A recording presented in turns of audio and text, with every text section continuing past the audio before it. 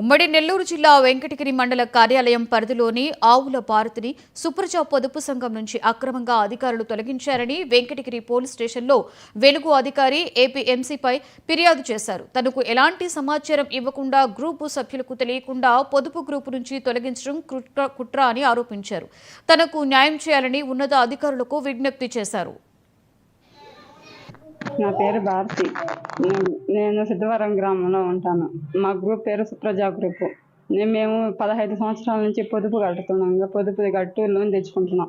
నేను ఫస్ట్లో 3వ లీడర్గా ఉన్నా.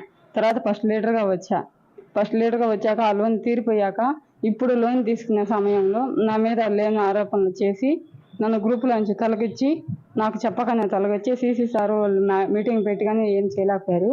ఏపీఎం మేడం అయితే మీటింగ్ పెట్టి ఆ అమ్మాయి ఆత్మహత్య చేసుకుంటామని చెప్పి మా గ్రూపులో వాళ్ళు చెప్తే ఆ అమ్మాయి చేసుకున్నా మీకేం అభ్యంతరం లేకుండా ఉండాలంటే మీరు 9 మంది కంప్లైంట్ రాసి మేడం పోలీస్ స్టేషన్ ఇచ్చేసుకోండి అని చెప్పారు.